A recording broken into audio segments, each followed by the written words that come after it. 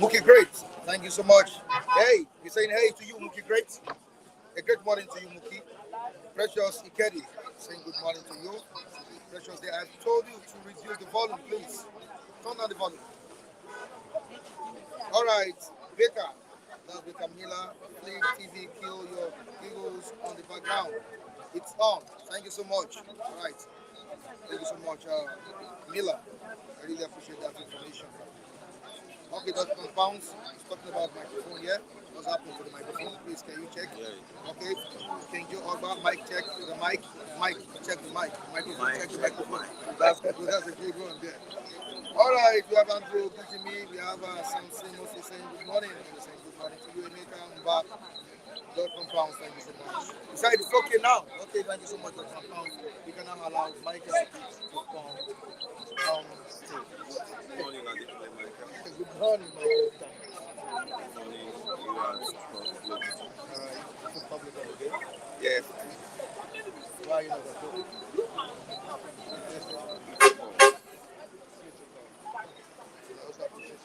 Can you allow the camera to move back while it is, please? Can you?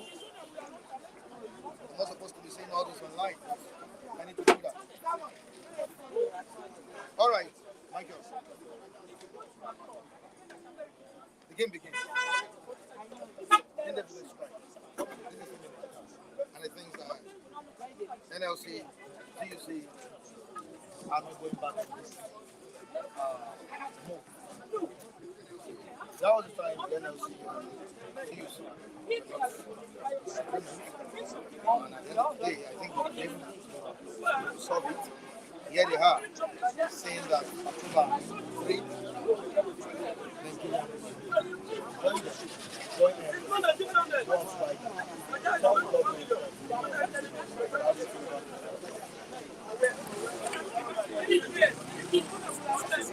Pleasant development. I wish we don't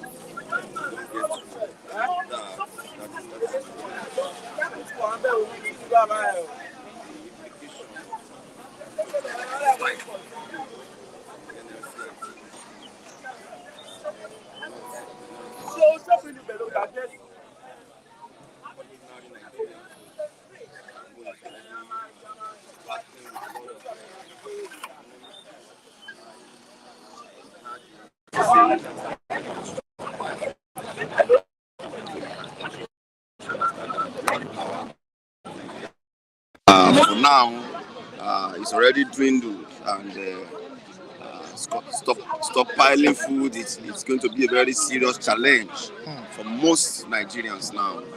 They are the most vulnerable ones if the strike should come up.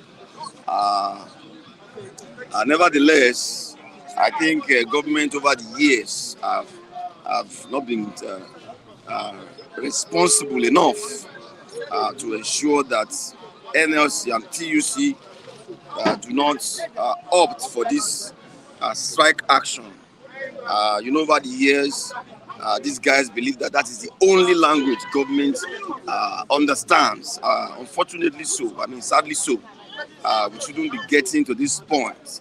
Don't forget, in the last couple of months, NLC and government officials have been engaging each other, trying to work out amicable plans towards ensuring that the the toxic policy of removal of fuel subsidy without having any concrete palliative measures on ground uh, is resolved. But the government has proved over time that they they are not ready for what NLC is asking for. And as you also said, that TUC was backing down at some point, slowing down the pace at which NLC was trying to move. And over time, TUC also uh, found out that it seems government is not ready, and I think that is what is bringing about the synergy that we are seeing between TUC and NLC now, uh, calling for a total strike by the 3rd of October. And again I said I wish we don't get to that point, but unfortunately that seems to be uh, the direction, except any form of intervention comes up before then. Uh, I mean, it's unfortunate, Michael. It is. Michael, we have a crippling economy. Of course, you know that. And going on strike now, don't you think it will plunge us into more crisis? I mean, that's exactly my point. The economy is already bleeding, shutting down. The same economy again. I mean, I can only hope that we don't have a total collapse of the entire system. Uh, you know, my pain is always that it is the average Nigerian that bear the brunt. Most of the guys we have in leadership, most of the people we have in leadership can always sort themselves out. Uh, these average Nigerians that need to go out on a daily basis to fend for himself or herself uh, are the people that are going to bear the brunt, and I think that is where the pain lies now. But by and large, I am never against anything that will make government do the right thing. I am for anything that will compel government uh, to to get on the right track. When the subsidy was removed without necessary templates for palliatives, we came here and we expressed our views then. And we were told that people should be patient, and it is on the platform of patience that we see 70 billion goes to National Assembly. We saw tokens being given to senators for weekends and all. See, when you're asking people to tighten their belts, when you're asking people to sacrifice, I don't have too much problem with that. But when I'm not seeing the same form of sacrifice on the part of leadership, then that becomes an issue, that becomes a problem. You can't be talking about tightening your belt when you no longer use belts, because your stomach has protruded to a point that belt is needless. You can maybe use a suspender to hold your trousers. That's you are not living what you are preaching, and I think that is what Nigerians cannot really comprehend. Don't tell Nigerians to tighten their belts when you are not doing so. The level of opulence that we have seen in leadership doesn't show any form of sacrifice. You see people going for vehicles that are so expensive in an economy that is already bleeding. There is no sacrifice in that, and we have seen a lot of other things that is being done at leadership level that result to wastages, that amount to wastages and all of that. So you can't be preaching sacrifice in a system like that, and I think that is where we are. That is where we are. Simon Lylong have been, talking to them, federal government also now begging that they shouldn't go on the indefinite strike. Well, since it's a language you said they understand and which everybody knows as well, I think The government needs to do something very, very, very, very, very fast. Now, there's no way, and there's no two sides to this, than government coming into an agreement with this set of people, and at the end of the day, meeting up with their demands. Do you see the federal government bowing to pressure? Yeah, they're just a few days away from October. I feel this away to October 3rd, as you said. I don't know the magic that will happen. Anything is still possible anyway. But I don't see the magic that can happen between now and then, because the issues are many from what we have seen. The demands, much as I also know that government is not meant to meet all the demands of labor. No government does that. I agree with that absolutely. But the salient ones must be looked into. All the things you promised to do to make the suffering of an average Nigerians to be minimal has not been done up to now, Mike. We are all aware of the even the least palliative measure. That is the least out of all the demands. But these are just immediate measures. They are not meant to go for too long. As simple, as basic as the palliative measures that was spoken about, we also the mess that we've seen across the country in terms of people fighting to get some ration and all of that.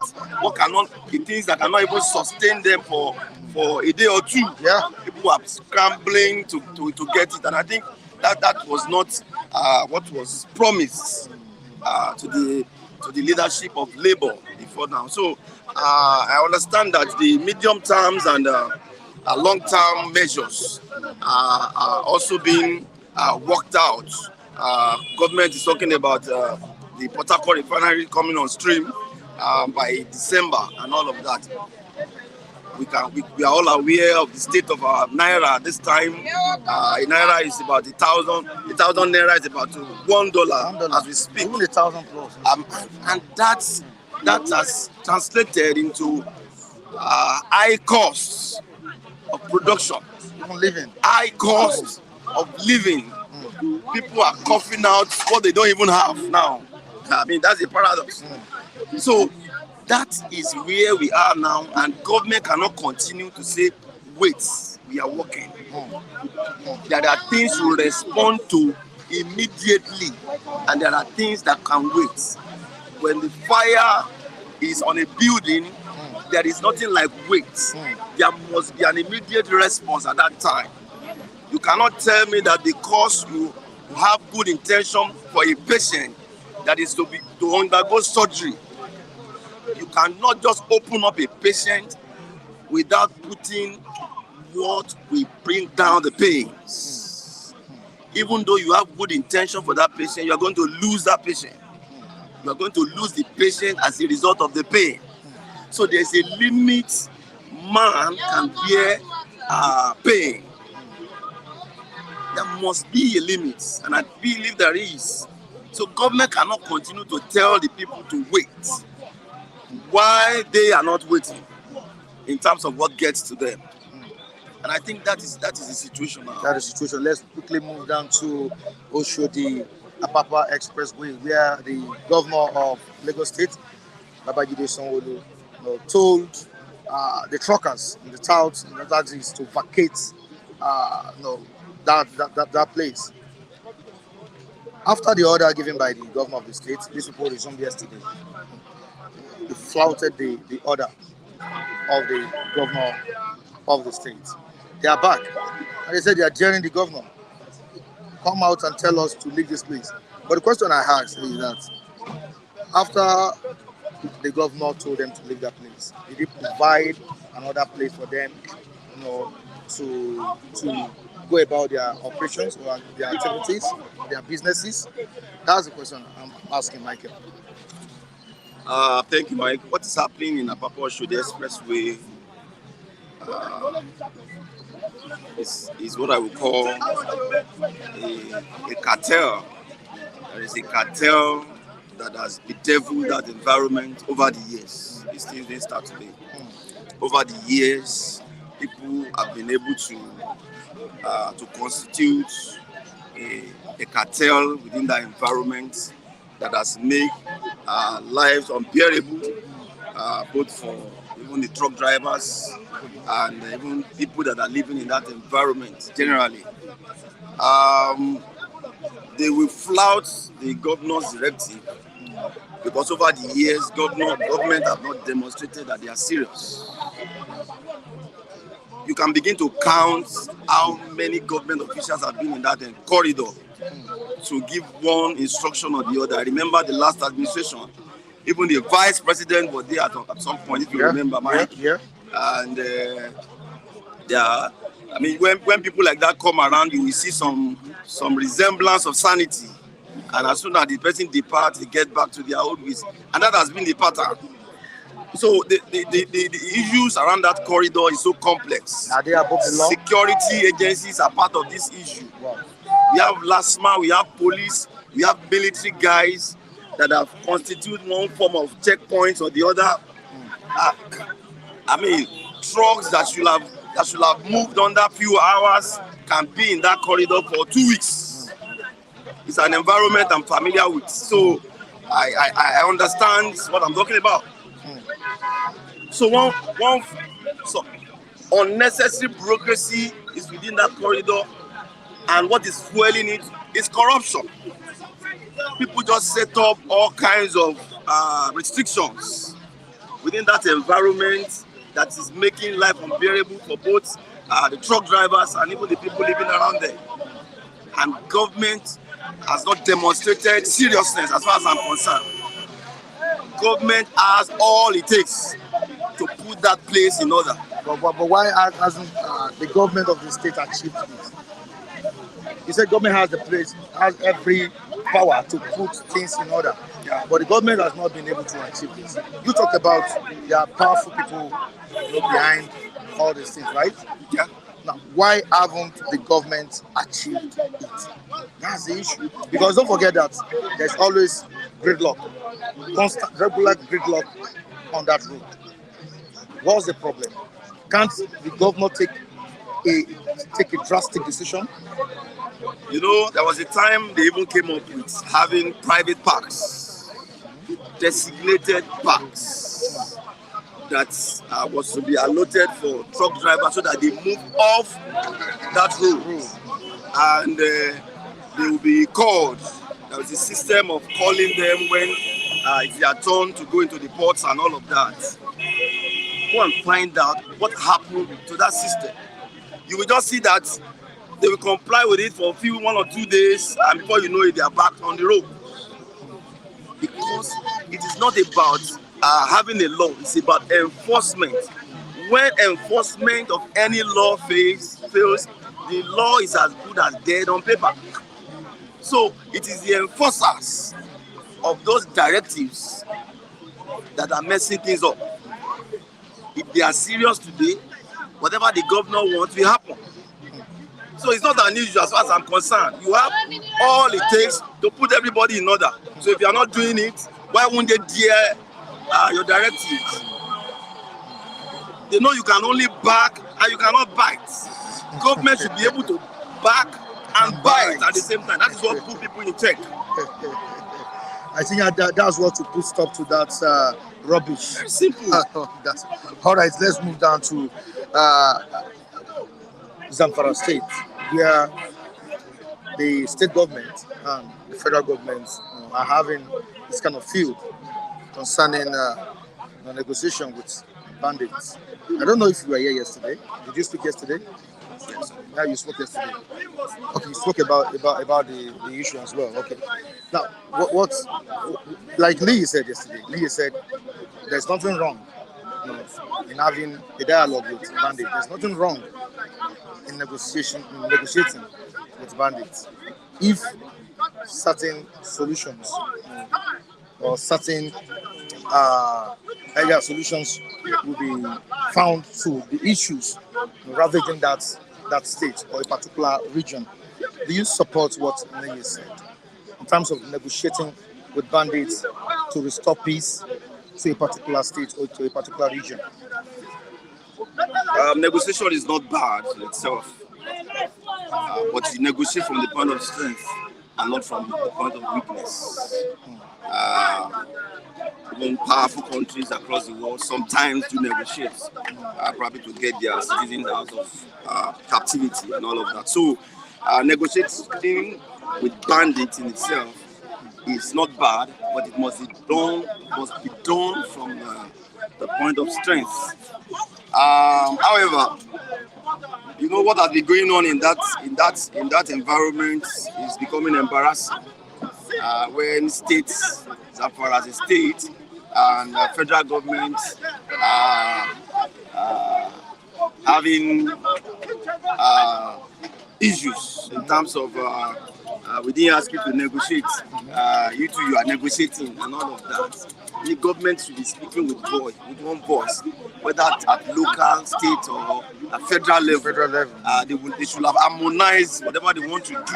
If it is the negotiation they are going for, the state and the federal ought to have harmonized their position before going into such. Not all this embarrassing statement we are having in terms of you are the one that is negotiating, we are not the one doing so, and all of that. It's not too good for government. So negotiation, repeat, it's not bad in itself, but when you are not strong, when the enemy has already assessed you that you don't have what it takes to to get the people they've captured, then you are the mercy. Now, when you look at the crisis in there, and especially the school, I think there are certain measures that are not in place in that school. The survivor talked about poor policing, also that the university is not fenced. That could give chance or give room for penetration by these bandits or so-called insurgents in the state. What do you think the government should do? Mike, the truth is that we don't have the manpower to police all our institutions, especially in that environment. And that is the reality government must come to terms with. The manpower, we are talking about large expanse of land. This is not a small area. It's a large expanse of territories. So the manpower itself is not adequate. Not enough. It's not enough, and there is a limit you can stretch these guys to. There's a limit. The threat in that environment is enormous, and yet the manpower is not enough. So before the security agency will even move from their base to where they are getting the alert from, a lot of things will have happened. Sometimes it takes hours to get to some of those places. That is the challenge government must come to terms with. So if you need more manpower, begin to work towards it. But thinking that one magic will just happen and we will have all our institutions in that environment secure, it's not going to happen. We've seen it in Chibok, we've seen it in Tati and all of that, all those places. It's the same territory, the same environment. The manpower is not there.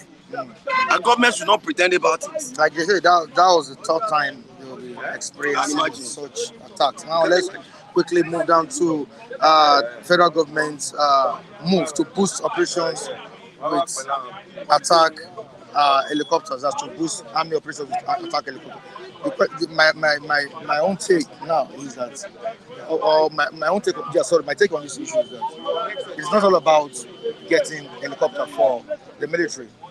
It's all about utilizing it, for the right purpose. We've seen situations where, and not even utilizing it for the right purpose, protecting it, guiding it. We've seen situations where army helicopters were brought down in the country. Take, for example, one that happened in Niger State, That should be last month or so. Yeah. So, what's your take on this as well, Michael? A few days ago, I was telling someone that there are some security informations that are not meant for the public. Sometimes I am baffled when I read some things in the papers. There are information that are not meant for the public. You want to get attack helicopters to boost operations. How should that get to the media? You are already telling the enemy what you are about to do, and you are giving them the opportunity to prepare for such. I remember when the Tucano jet was paid for, I think during Jonathan or Buhari. That was the same way the whole thing was in the news. In fact, they even told us when they were expecting them to start arriving. These are security information that shouldn't be for the public. It shouldn't be on the national TV. Exactly. It is the result of such move that we should be seeing, not the process. You are not interested in the process.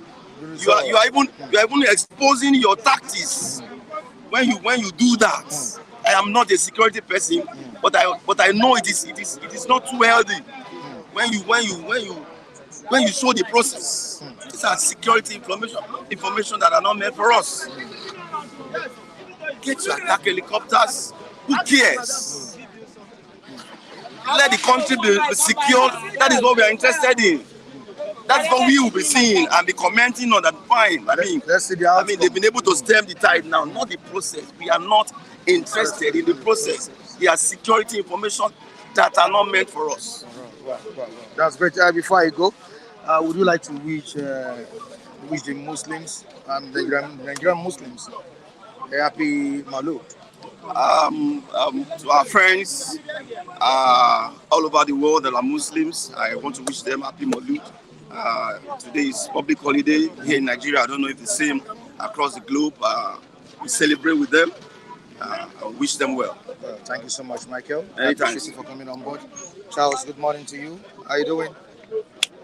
All right. Morning, sir. It's another good day at the newsstand. Yeah, go on. Welcome you on the program. All right, quickly to what we have on the front page of the Vanguard newspaper. NLCT uses start nationwide indefinite strike October 3rd. I'm asking you this question. Are you prepared for the shutdown? Have you stocked your house with foodstuffs? Mr. Matthew, once again, good morning to everybody. Mr. Matthew is now person wey get money now in the store a house with food stuff. Huh? My brother, we don't see so many things in this country. The NLC, what is it that ever since the resumption of this regime, we keep on hearing strike. Is all this NLC trying to use it as a kind of yardstick to scare people away, or maybe because the government is not on their own side, it's not favorable to them? It's not like what do I mean by not being favorable to them? You know, sometimes we have lost a lot of confidence with this NLC of a thing, because some of them, when something is not going their own way, that is when they will remember that strike will be coming in.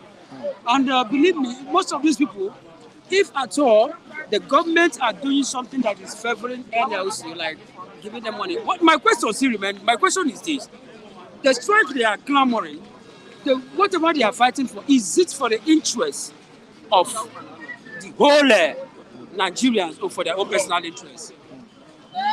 So what are we saying? We should be talking about the interest of Nigeria, not the interest of few people, because you are nothing but in the body of NLC, Nigerian Labour Congress, and then you are trying to fight for your own selfish interest. So fight for the interest of the entire masses, not only few individuals that are there. Are you getting me? You know, sometimes we look at this NLC, it is only when things are not working their way, that is when they will keep on using strike. Yes, we know. Strike is part of democracy. Protest is, I will continue to say, because it's part of the future. When you study government very, very well, you find that strike, protest, everything, these are means in which you bring government closer to the what? To the people. Are you getting me? But it is better you do things in the right way, in such a way that it will be for the benefit of the entire nations. But My problem still remains with the whole NLC. Every day strike, strike, strike. This strike you are calling, is it because whatever the government is doing is not balancing, is not balanced or suitable to your own personal portfolio or what? Or is it because you are trying to fight for the interest of the whole nation or for the few people that are there? So sometimes they should stop scaring on with strike, strike. We are tired of hearing all these things. It's not the hunger that is in the land. There's a lot of hunger. People, we are tired of all these things. Sometimes, you look at yourself in the morning. You wake up in the morning. You ask yourself, are you really? Why? Yes, we know that God has a reason why He brought us into this country. But sometimes you keep on asking yourself, why are you here? Because these people, they look at us as if we are nothing but an animals. You are fighting strike every day. You want to go on strike. You want to go on strike. Are you really sure it's for the personal interest of the masses or for your own personal interest? So this NLC should be very, very careful. We are very, very tired with whatever they are saying. If the government is not favoring you, you should know how to strike a balance. It's not by everyday strike. You want to go on strike. What kind of strike? Believe me, if we have, let me give you an example. If you have 100 people in NLC, 55% of them will not even be back on this strike. Trust me on that. Because a lot of them will still go back and collect that money. A lot of them will still go back and sideline whatever the government will give to them. So these people should stop embarrassing themselves every day strike. We are tired. There's hunger in the land. Unemployment is almost everywhere. A lot of we have every day. If I'm not even mistaken, Nigeria produces one of the highest graduates in the world now. Presently, the total number of graduates Nigeria are producing is one of the highest in the world. But where are the companies? Where are the means in which you can even employ all those people? These are things that the NLC should be fighting for. Not every day, because everything is not favoring them. They should be they are there fighting for them. It's obvious that you are not okay by the move of the Trade Union Congress and NLC. I am not. Okay, I am not personally. I don't know about you. I don't know about this Papa. I don't know about this person. I don't know about Mr. Raf. Personally, I'm not okay.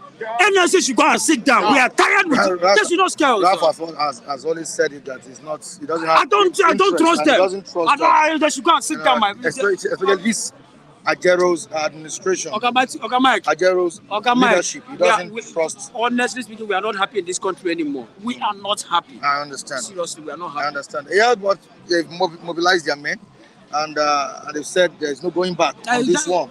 October. Now, I know. Get follow. prepared. I know follow. Moku na hear me, I know follow. Get prepared. It is only when things are not working their own ways. That is when they will remember that strike. That is it. All right, moving on to Apapa Expressway. We are the governor of the state, has ordered that he doesn't want to see the truckers and the touts around that environment. These people have resumed their normal activities, their normal duties there, telling the government and telling the governor of the state that no, you can't dictate for us. Don't forget that there's always gridlock in that area, which is part of what the government is against. People in that axis, the residents in that area, are really complaining about the constant gridlock being experienced on a daily basis. What else do you think the government should do? Like Michael said that there should be a drastic move, to put stop to these to this act by these touts and the truckers in that axis. What's your take on it? Well, Mr. Michael, whatever the truck driver is doing with the government or the governor himself, I think they are the one that dictate. They are the one that calls for it, because for a longer period of time now, it's like let's not forget that this tankers driver, their union is one of the most strongest union in this country. Yes. Very, very strong. Yes. Now, and you look at the governor saying that they are daring him. Yes, why wouldn't they dare you? Because most of these governmental officers have decided to sell out their prestige, their respect to most of these people. So you are not even expecting. Yes, they have every right to talk to you, because if you see any man talking to a fellow man boldly, something is behind. Are you getting me? It's not ordinarily. There must be something that is giving them that courage, that audacity to talk to the governor like that. So definitely, the governor himself has been the government. Not only the governor, the government itself has been the problem of those areas because definitely maybe there might be a kind of remuneration they have been collecting from those people. Maybe they decided to have higher the amount of money they want to collect from those people, and they decided not to pay such amount of money. And they now the so-called governor is telling them that they should relocate from. Yes, before you ask someone, I remember in Imo State, I think there was a particular place we call Mechanic Village in Imo State there, and when Rochas came, yes, sometimes before you do something, you have to make sure that you have put a particular place in order. He has to move them from that Mechanic Village. He now moved them to a place called Obinze. Are you getting me? These are the way you do things. If you go to a place like Abia State, we have a place like a place we call Better Life in Abia State, close to Isuochi. Are you getting me? You know, if you go to those places, these are places where all these tanker drivers, where you can buy the highest cow in the eastern part of Nigeria, is there in Abia State. But now, you look at this, these people were in different places in Abia State, but at the end of the day, the governor decided to ship them over and give them a very cool area, a nice place that this from today, this place now becomes your what? Your place. Look at Apapa. When you are going to Apapa, you find out that tanker driver will, they will park from here. If I'm not mistaken, it will even reach as if you are going to Ibadan. Are you getting me? It's not supposed to be like that. The government has been seeing it. What stopped them from stopping those people from parking that kind of stuff like that? I think Lagos is so big to the extent that we have a lot of virgin land that you can bring out, cultivate it. The government has money, cultivate it and ship most of these tankers to a particular place. But you allow them to park just at the extremes of the road. But you see, it's a very big problem. So they are the one. Anything these people are saying, anything that these people are doing to the government or the governor, they are the one that cause for it. According to them, according to the truck drivers, they said the government of Lagos State did not provide the right places for them to park their trucks. I think the government also should look into it. What do you think? Sir? I think the government should also look into that. Yes. Providing the place is suitable for them to park. Mr. Michael, that is what I'm saying. We have a lot of virgin lands. Every state, whether you like it or not, irrespective of infrastructural facility that comes to your state, every state has a virgin land. Are you getting me? Every state has a virgin land that you can shift, even if it's 100 or 10,000 trucks or anything, you can push them over there. I think there was a time government provided a place for them, but they refused to go in there because they still moved back to that same road. They are the cause of everything. Sometimes these governments, the government itself are the problem we're having in this country. You cannot continue. Let me tell you, even someone who should decide to ask them that they should leave that place, not everybody in government will actually allow those people to move out of that particular place because a lot of them knows what they are getting from those people. Okay, thank you so much. Charles, would you like to greet the Nigerian Muslims, or you greeted them? Good. Today is Maulud. That's the birth of Muhammad. That's the birth of Muhammad. Yeah, Maulud. Well, you see, we are all Christians. I'm a Christian. Holiday, They are Muslims. We are all one by virtue of understanding. What matters in life is nothing but understanding. On a very good day, we are still going to go back to the same God that created everybody. So you're a Muslim, you're a Christian, you're a pagan, we're almost the same thing. So I wish you a peaceful celebration.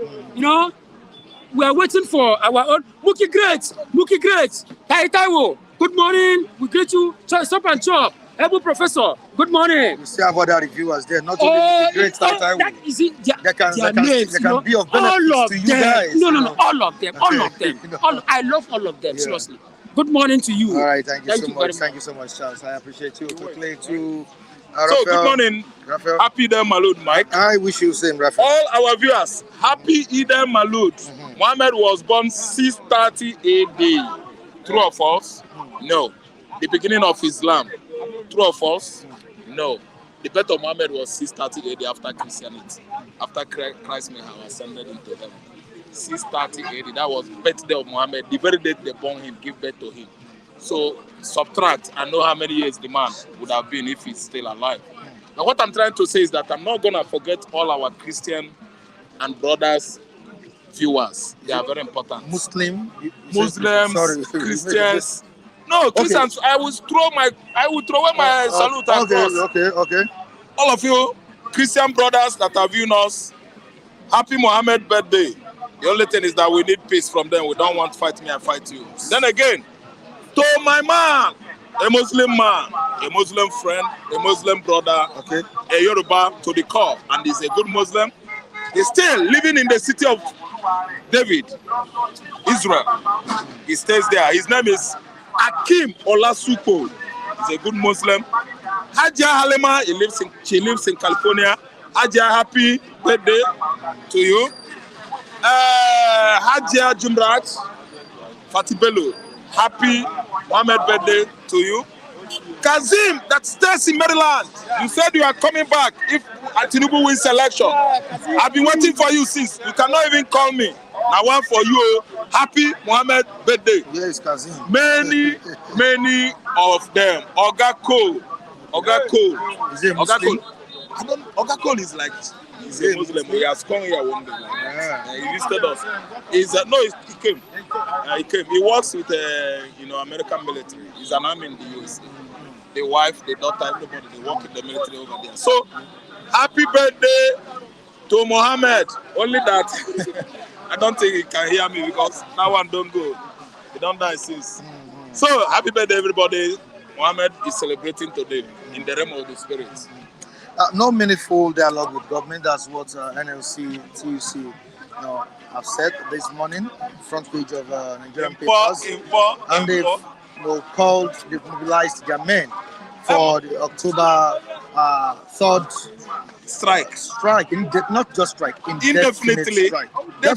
It simply means you should go to the market, buy foodstuffs, and make sure your house is stocked with food. Mike, where is the money to buy that food? That is the issue. We don't need to be deceiving ourselves. We've been giving palliatives.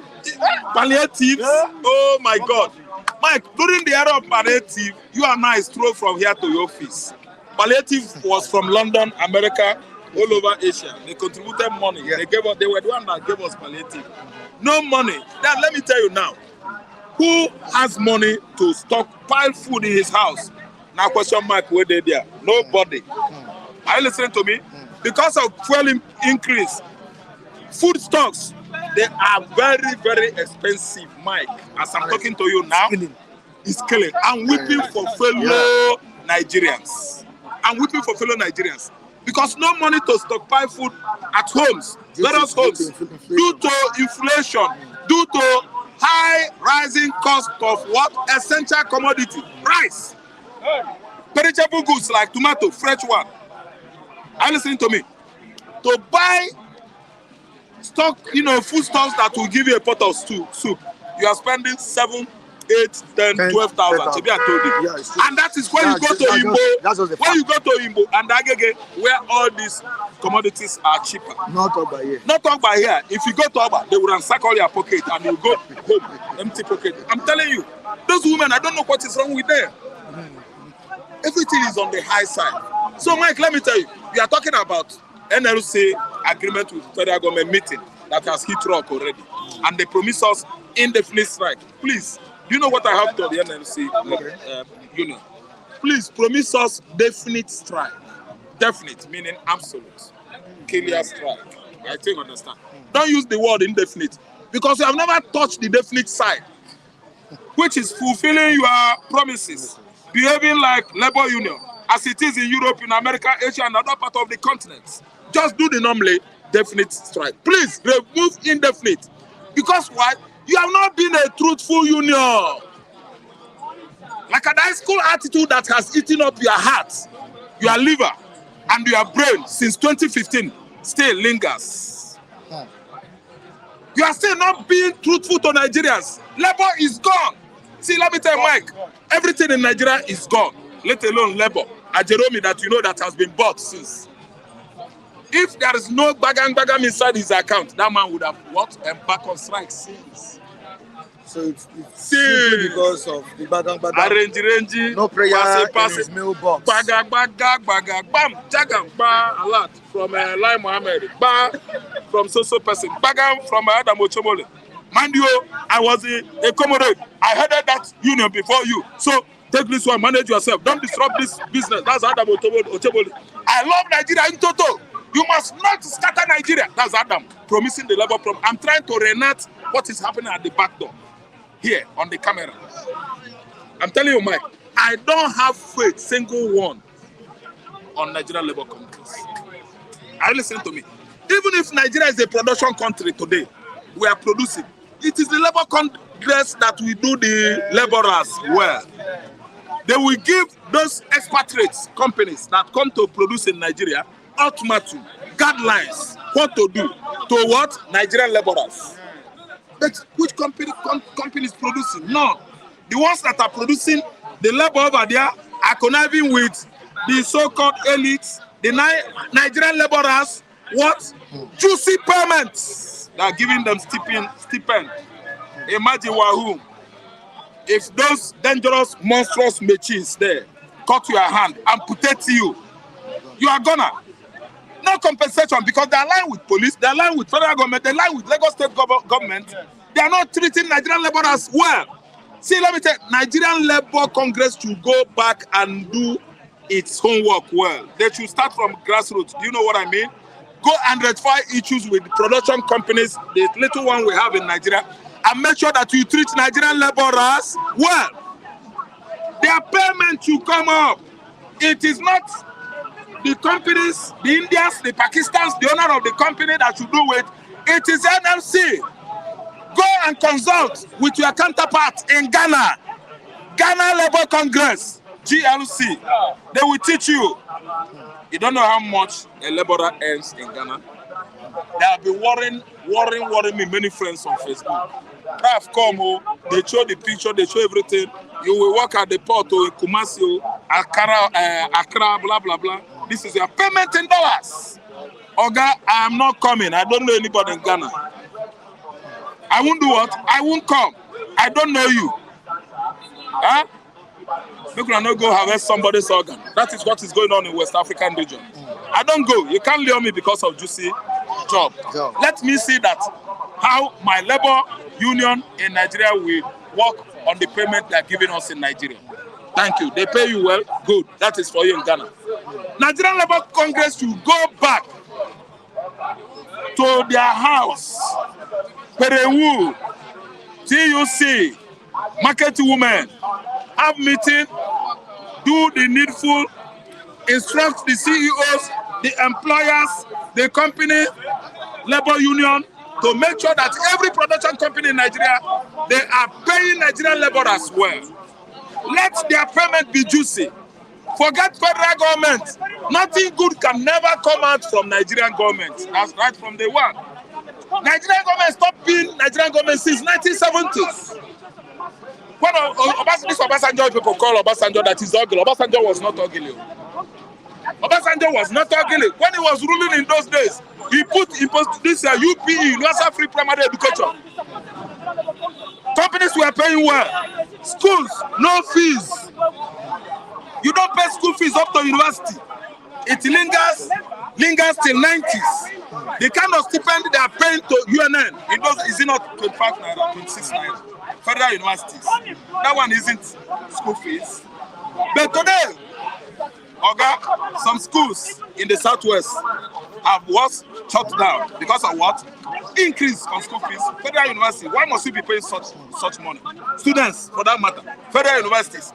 The budget for education has been read. Aside, why collecting such money from the students? Oga, labor union are not getting it. I would rather hand over Nigeria to student government. Student government can do well, not labor union. Jeremy, can never ever do well. Mike, forget about this strike coming. Let us start it now. Never you ever promise what you should do today, tomorrow. No, tomorrow is too far. Next week promise, na lie. It is a lie. Okay, that's So let us strike now. Now. No, it shouldn't be next week. 3rd of October is Oh, guys, too far. It's too far. One Yinka But or at one least- Mbeke or one Emeka might at least- suggest. At least they will give you time to buy food in the market. buy food Oh, Mike, stores, if it all of happens that, now, you know. God will make a way where there seems to be no way. He walks in ways we cannot see. Wow, you're a good singer. Thank you. That's He will good. make a way. You're a chorister, right? Let us start it now. Are you a chorister in Yes, church? yes. See, let me tell you, Mike. Let's start it now. Don't pity us. Say, make we go the survival. He's there. He will make a way for us. We have been calling him for 60-something years, and God has been able to sustain Nigerians. Are you listening to me? Never promise what you should have done today, tomorrow. For tomorrow might be too late. I'm talking to NLC. Okay, the Senate has confirmed Cardoso as the new CBN governor. What's the name of that man? Cardoso. Cardoso. And they have said that forex crisis and transparent rules are some of his immediate priorities. Yeah. Because you know he has so much to do. Yeah. Especially with the issue of Naira crashing down To every dollar, part to dollar, you know. Rafa, Mike, what do you Mike, expect? let me Let me tell you here. You know what you're I'm a more or experiencing at this less, point, I'm a okay? more or less a literary man, story man, history man. I tell story a lot in my life. I analyze stories, past and present. I've never been an economist, but Mike, you can see me analyze this economy. One, Nigeria economy. It is not CBN governor that will help us revamp our economy. No. If you want to employ a CBN governor, you should showcase the person, bring him up to limelight. Let us, the whole Nigerians, let the press, let the members of the public debate about him. His competence in the past, what he could do presently, and where his shortcomings came from in the past. His antecedents. should be debated. Thank you. It is question of opinion polls. Mr. Raf, But the Senate has listen, let me stage it here. Mr. Raf, how do you know Mr. Cardoso? I said, I don't know.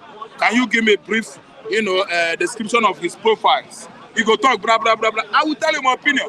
It's not a question of anytime you say, Mr. Emeka, CBN governor, we don't know Emeka from anywhere.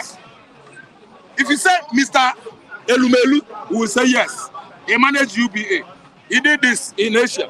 And he's still the best entrepreneur we have known now. Elumelu Tony. in the world, yes. Tony Elumelu. We know him. You can even come and tell me, say, Femi Adesina, the then or even presently African Development President Chairman. That guy did it well. Femi Adesina. I didn't understand. I will tell you, say yes. After Nnamdi Azikiwe heading an African Development Bank, blah, blah, blah, blah, blah. After Nnamdi Azikiwe this, Femi Adesina can do this, he can do that. We will defend him. That's the opinion.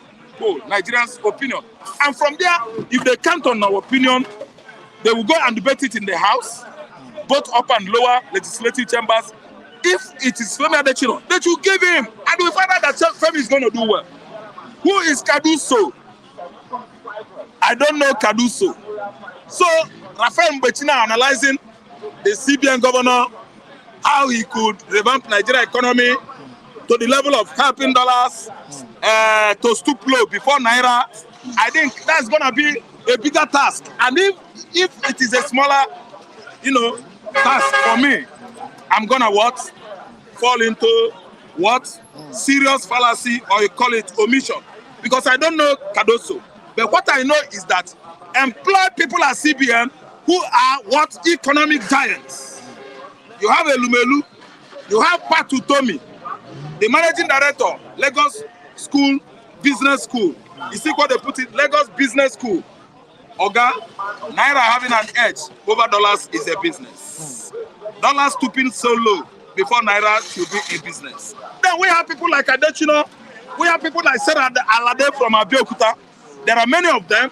Okonjo Iweala, though, is managing WTO, New York. Are you listening to me? There There are many of them. You can even go outside and employ a foreigner. It is not a sin. Makani, the England Central Bank of England was managed by McCartney. Where is McCartney from? McCartney is a native of Canada. McCartney was governor of Central Bank of England for how many years? Oyibo no know. Skin now white. His skin is white. Englishman's skin is white. The whites are the same. Black man's skin is black. Black is bad. Black is segregative. Black is tribalistic. Black divides so much. Why not go outside and employ a CBN governor that can manage the economy of Nigeria well? See, they invited Obagelo Okwesilozo the other day to Brazil. She went there. Southern Africa employed, I think, the same Okwesilozo on Ngozi Okonjo-Iweala. He went there. Ghana here, almighty Ghana employed Soludo during their what? Devaluation of CD and the Pesua. He went there. What happened? He did his job. Why is Nigeria so much engrossed on tribalism, racism, which is of no use? Tinubu should have just gotten everything right. Go outside and employ people. There are professionals there that can help revamp our economy. Let's see what Cardoso. Oga Cardoso cannot do anything. Let's see what Oga Cardoso. Let me give you for instance. Let's see how we can revamp. Let me give you for instance. Yeah? The CBN. When the white witch doctor was handling super egos, early 2000, we crucified the white witch man. Oh, what is that his name? Philip, somebody from France. He managed what Spigos well. Oh, we say okay, indigenous football manager, coach. We say okay, let us employ our own. What do? We went to Ibadan and employed Onigwinde. Onigwinde put on Jim Wobodo suit. He sit down there. He could not stand up in Korea, Japan, 2002. He was there, Goodibam. He could not come up and ginger the players on the field. I think understand. Indigenous governor, CBN governor, Mike has failed. Emefiele did was he failed. They are still beating him, knocking him on the head in jail.